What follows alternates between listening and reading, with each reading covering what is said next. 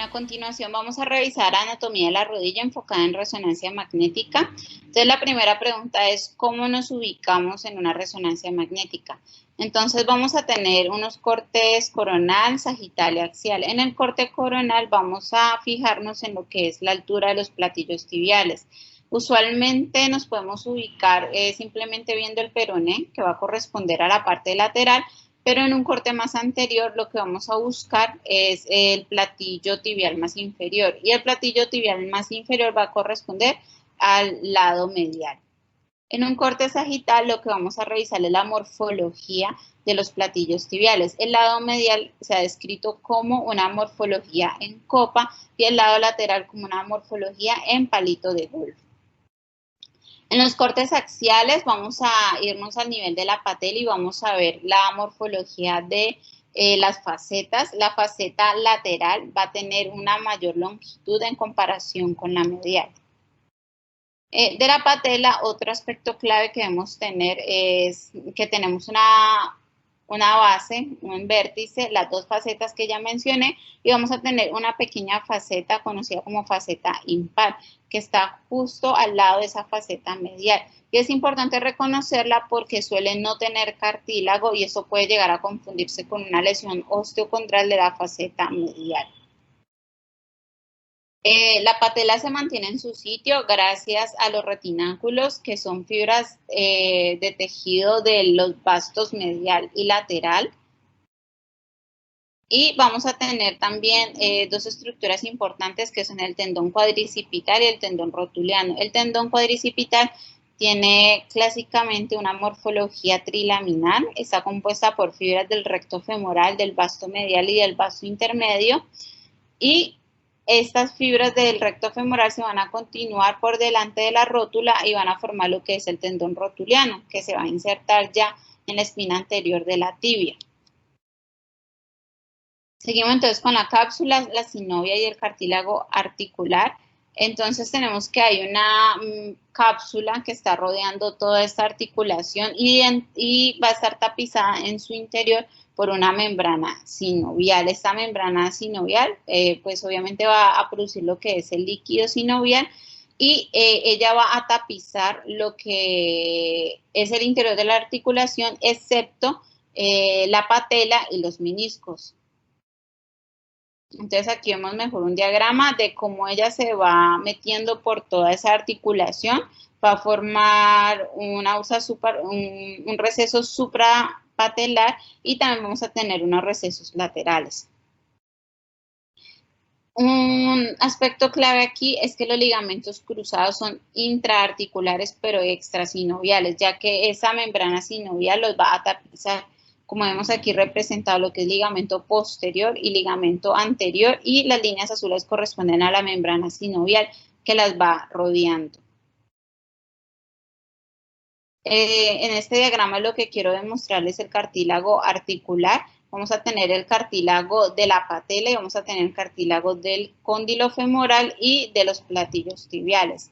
Esto se va a ver mejor en secuencias sensibles a líquido, y lo vamos a ver como una imagen hiperintensa, bien delimitada.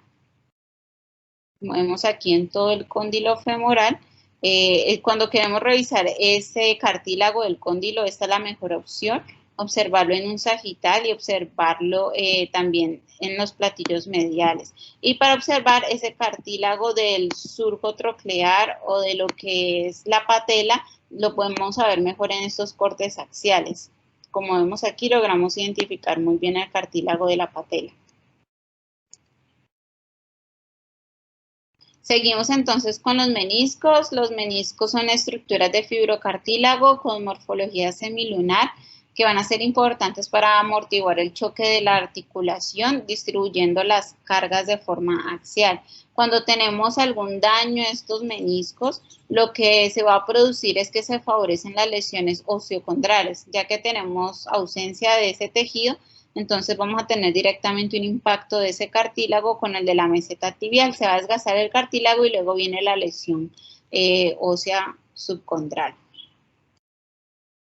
Entonces tenemos dos meniscos, un menisco interno y un menisco externo. Ambos van a estar divididos, por así decirlo, por la morfología a la que nos vamos a referir. Es un cuerno anterior, el cuerpo y el cuerno posterior. Ambos van a estar unidos en su cuerno anterior por un ligamento que es el ligamento transverso anterior.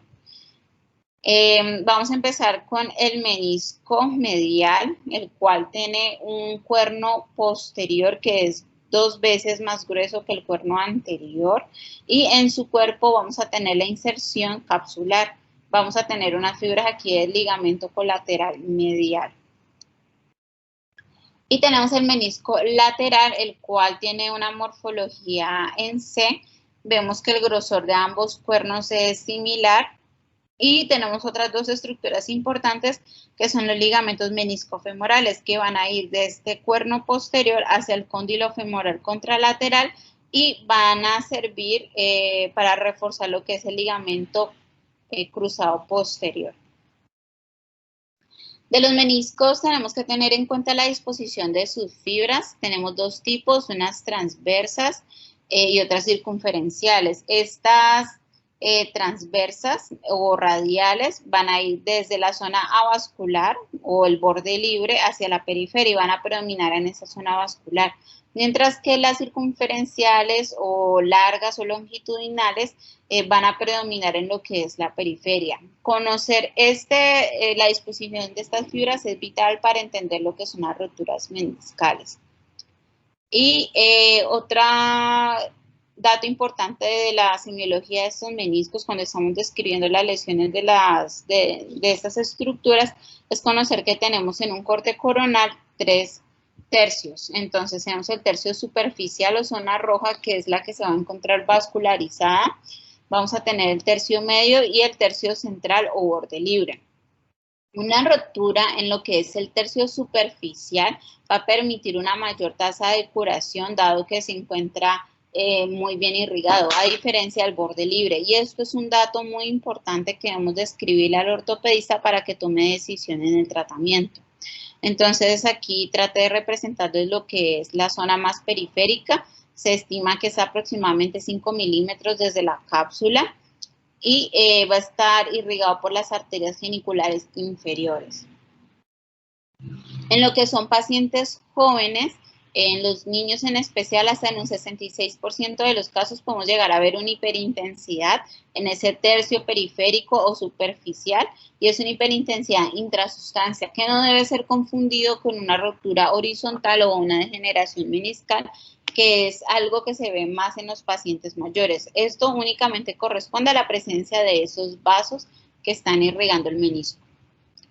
Entonces, la vascularización es clave en la curación y en la reparación meniscal, y siempre debemos fijarnos en dónde está esa rotura para poder darle un dato de vital importancia al ortopedista.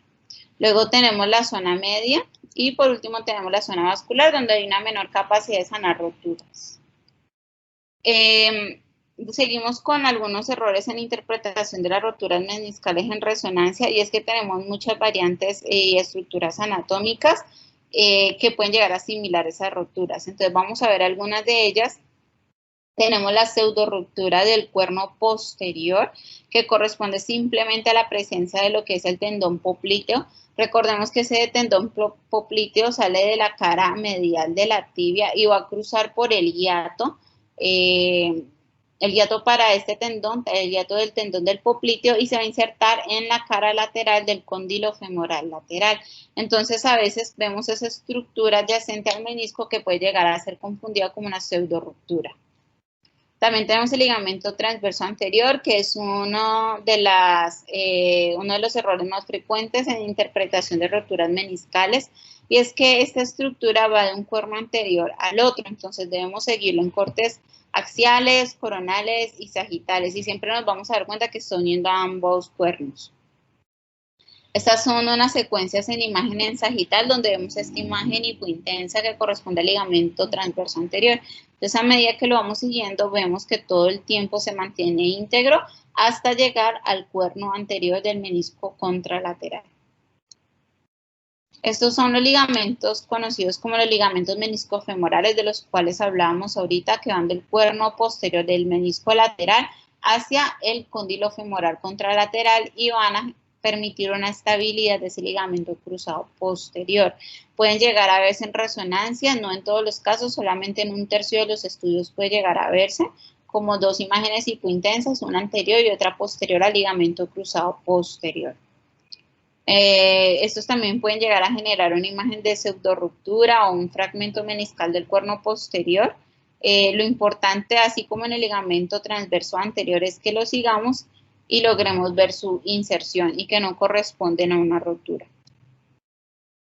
Si nos llega a quedar alguna duda de si esa imagen corresponde o no a un verdadero ligamento o hay una rotura del ligamento cruzado posterior, un dato clave que da la literatura es que no debería verse más esta hiperintensidad entre las dos imágenes hipointensas, no debería verse más de 14 milímetros. Si se ve más de 14 milímetros es porque ya estamos ante una rotura. Otra variante relativamente frecuente es la inserción anterior de la raíz, la cual usualmente se ve al mismo nivel que la del ligamento cruzado anterior y en la variante se va a ver más allá de la meseta tibial. Y una variante anatómica muy importante es el menisco discoide, que como vemos los meniscos normalmente van a tener esta morfología en C, por ejemplo el ligamento lateral, el menisco lateral, y cuando tenemos un menisco discoide es porque tenemos una displasia de ese menisco. O sea que no se reabsorbió por completo y podemos tener una completa donde no se reabsorbió absolutamente nada o una parcial. Entonces, esta es una displasia congénita, tiene una prevalencia del 5 al 15% de los casos y se ve más en el menisco lateral. Y también un dato importante que nos da la literatura es que si nos queda alguna duda tenemos que medirlo y se va a ver más de 15 milímetros en cortes sagittales. Seguimos con los ligamentos cruzados. Tenemos el ligamento cruzado anterior. Recordemos que esta es una estructura intraarticular. Este ligamento cruzado va a tener dos fascículos, uno anteromedial y otro posteromedial. El fascículo anteromedial va a ser el más grueso, como vemos aquí, en comparación con el posterolateral. Con la resolución que tenemos actualmente con la resonancia podemos llegar a identificar bien estos dos fascículos y vamos a ver muy bien ese patrón fibrilar. En ocasiones, por la grasa que se interpone entre ambos fascículos, podemos llegar a ver una leve hiperintensidad que es normal. Lo importante es que se conserve ese patrón fibrilar. Y la función de este ligamento cruzado anterior va a ser restringir la traslación anterior de la tibia. Entonces aquí traigo una imagen de cómo se ve este ligamento cruzado anterior. Normalmente vemos muy bien cómo se ve ese patrón fibrilar, está muy bien conservado y en algunas ocasiones es normal esta leve hiperintensidad por la grasa que se hace entre los fascículos. Seguimos con el ligamento cruzado posterior.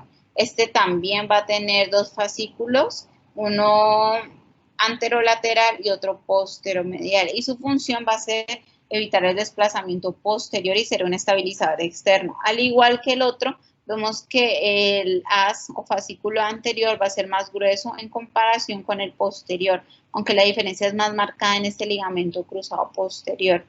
Aquí vemos la morfología normal en un corte sagital de ese ligamento cruzado posterior, que es una banda muy gruesa e hipointensa, entonces se va a lograr ver muy bien cuando es normal. Seguimos ya con el compartimiento femorotibial medial. Entonces vamos a evaluar lo que es la parte anterior y luego vamos a pasar a la esquina posteromedial.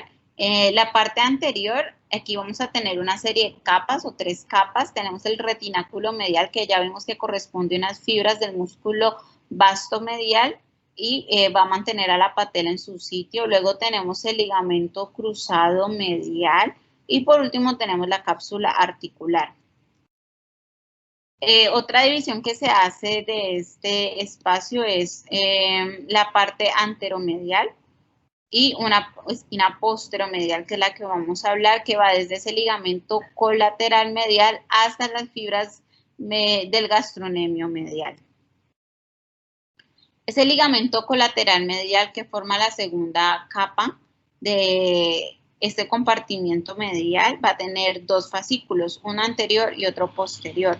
o superficial, como se llaman estas fibras de ligamento cruzado medial superficiales, y va a tener unas fibras posteriores o profundas que corresponden a este ligamento oblicuo posterior.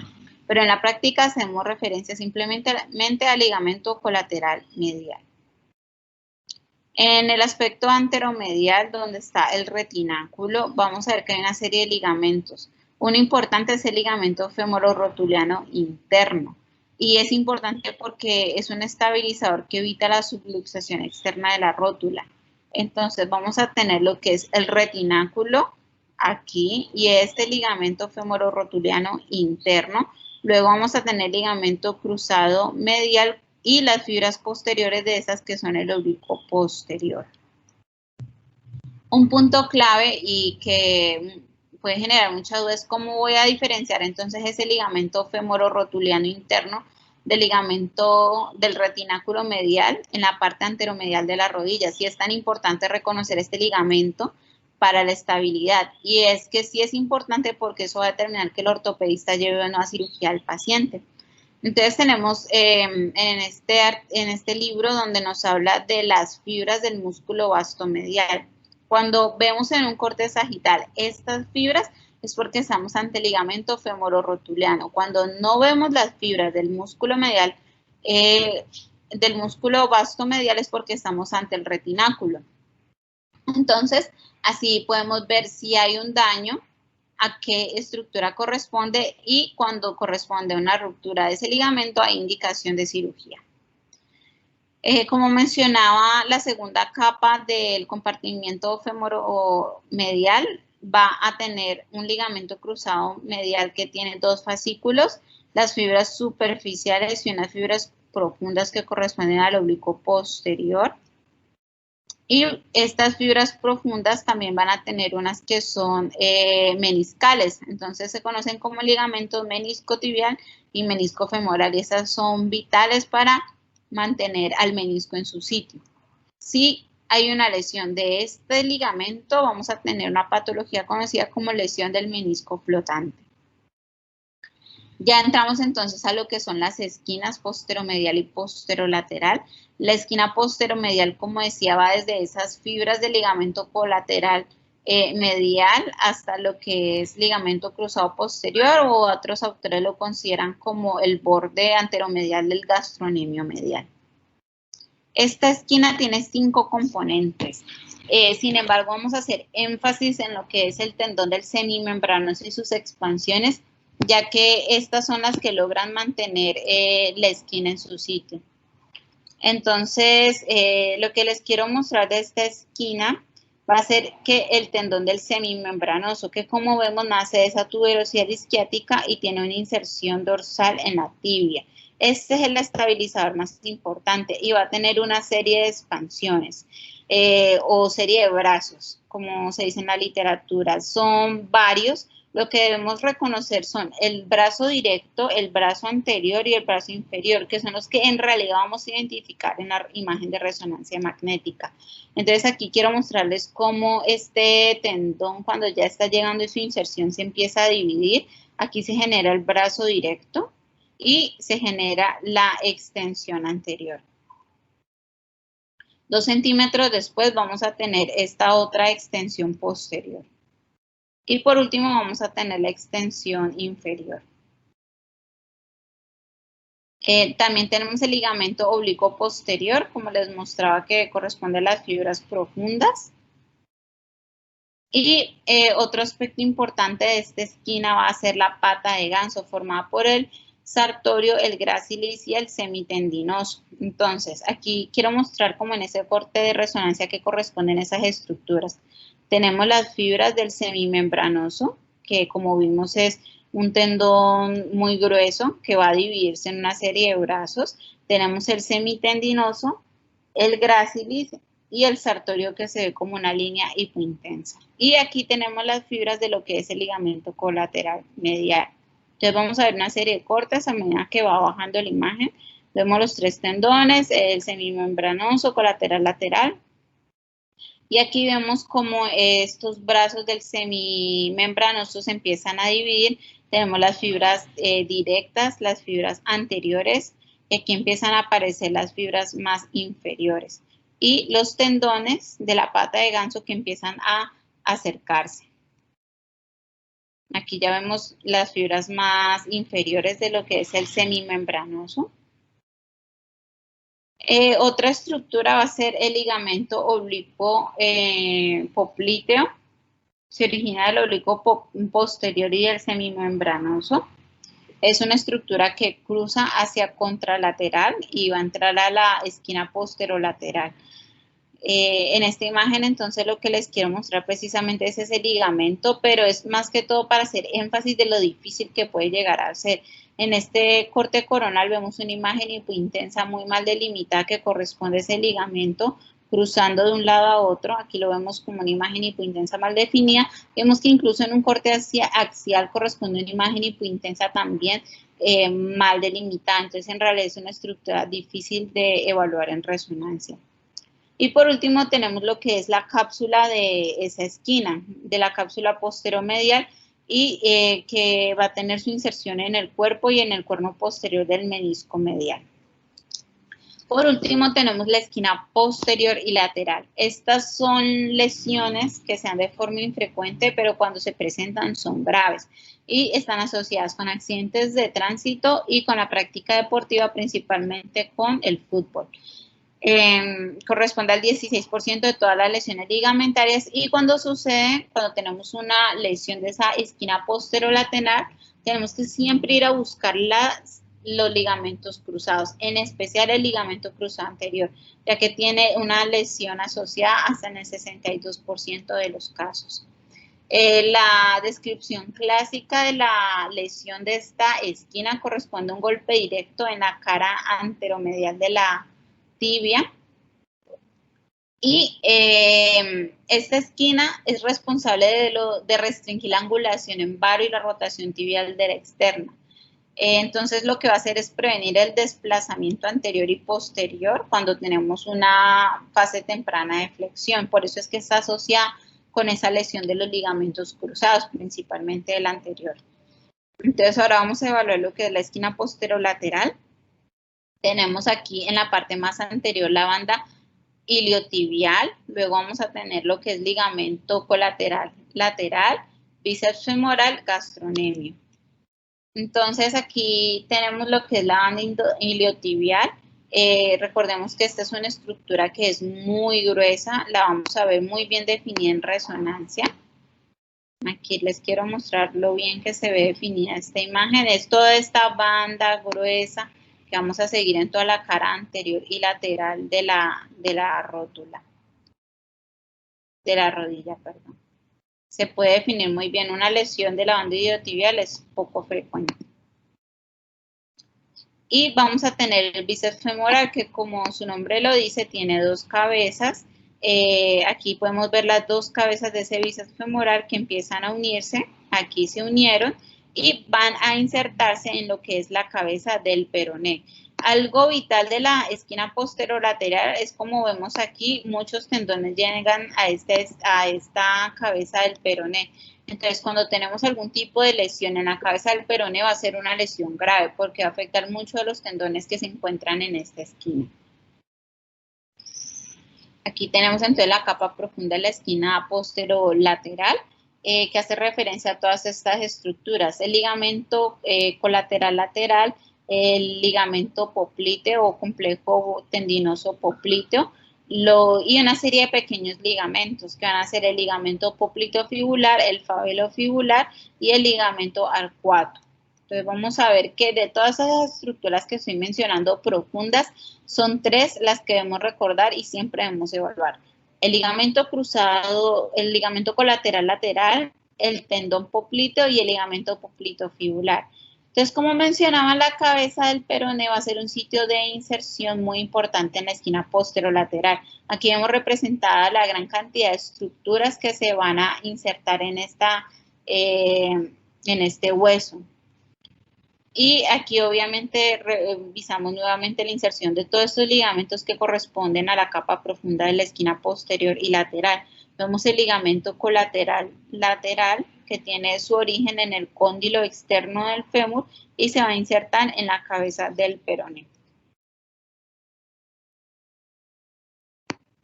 Aquí quiero mostrarles cómo se ve todo eso de lo que estamos hablando, banda iliotibial, bíceps femoral. Aquí vemos como el bíceps femoral va bajando, se encuentra con las fibras del ligamento colateral, lateral y todo eso se inserta en la cabeza del peroné. Otra estructura importante es el complejo del músculo popliteo. Entonces aquí vemos el músculo popliteo que viene en esa cara medial de la tibia, pasa por el hiato y luego se forma el tendón que se va a insertar en la cara lateral del cóndilo femoral. Va a pasar por debajo del resto de las estructuras de todos los ligamentos que se encuentran allí. Y las lesiones por lo general se dan en esta unión que es la unión miotendinosa. Vamos a tener una serie de fascículos, que son los fascículos popliteo-meniscales, uno postero superior y uno antero inferior, que están formando en realidad el techo de un hiato por el cual va a pasar ese tendón del popliteo. Entonces, si perdemos la imagen del techo o del piso de ese hiato, como vemos en esta imagen, es porque tenemos una lesión de estos fascículos popliteo-meniscales y por lo tanto una inestabilidad de la esquina posterior y lateral. Este es un diagrama donde se ve mejor lo que es ese tendón del popliteo. Tenemos la cara medial, pasa por el hiato y se inserta en el cóndilo femoral. Y aquí va a tener una segunda estructura que es muy pequeña, pero también es un estabilizador importante y es el ligamento poplito-peroneo.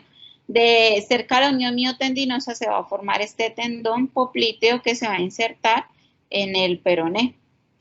Y también es considerado un estabilizador muy importante. Entonces, cuando tenemos algún tipo de avulsión, por ejemplo, del proceso estiloides del peroné, podemos llegar a tener un compromiso de ese ligamento del popliteo con el peroné. Aquí nuevamente trato como de mostrar las estructuras, bíceps femoral y el ligamento colateral lateral y lo que es el tendón del popliteo. Aquí nuevamente estas estructuras llegando, se forman, llegan todas y se unen finalmente a la cabeza del peroné. Y por último tenemos dos ligamentos pequeños que aunque se describen en la literatura, en los artículos no se les da una importancia clínica significativa y en realidad verlos en resonancia es muy difícil. Estos son el ligamento arcuato y el ligamento fabelo-fibular. Este ligamento arcuato tiene dos fascículos o dos haces, pero a la hora de revisarlos en resonancia van a corresponder simplemente a una línea hipointensa, que es muy difícil caracterizar en resonancia. Por último, pongo esta imagen de radiografía para que nos demos cuenta que desde este estudio convencional podemos inferir un compromiso de esas esquinas posterolaterales, ya que tenemos una fractura importante de la cabeza del peroné. Entonces, ya viendo toda la anatomía que acabamos de reconocer, podemos ver que va a haber una inestabilidad importante de la rodilla con un compromiso de esa esquina. De hecho, aquí vemos esta traslación del fémur con respecto a la tibia. Gracias.